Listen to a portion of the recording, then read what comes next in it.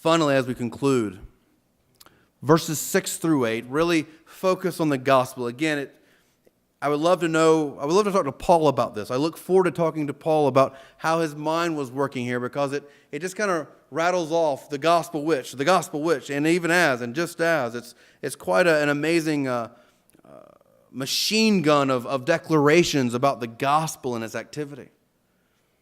The key thing we have to see here is the gospel goes out. The gospel goes out.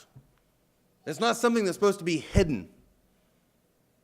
We don't keep the gospel in here. This isn't the gospel place.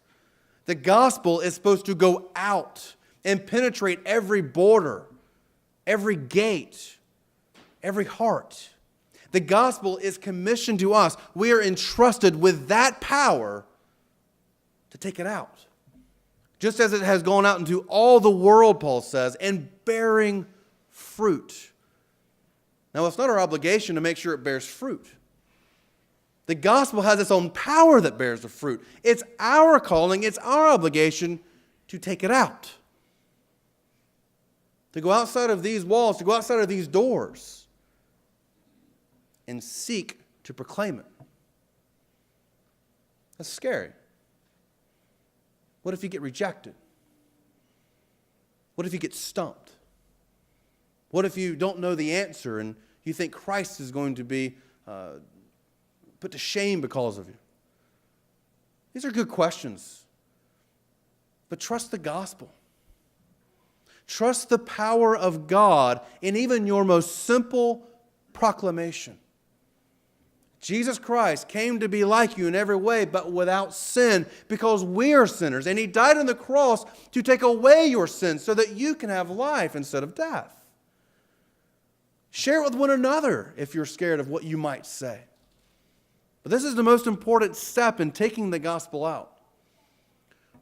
Pray for gospel opportunities.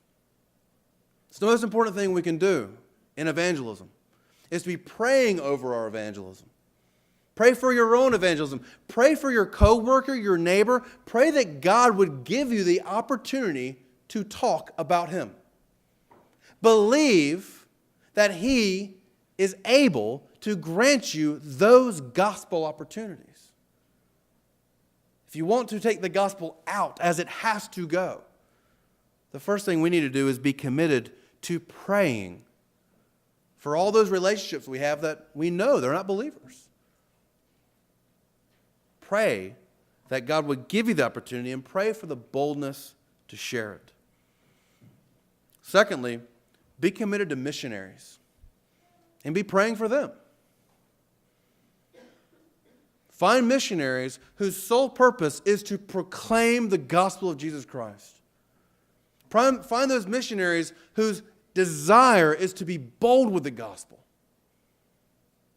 And then support them financially, prayerfully, spiritually, however they need support, so that you can hear the great news coming back that their boldness is bearing fruit, and we can all rejoice in it. Friends, as we conclude, it's the gospel of Jesus Christ that makes us thankful.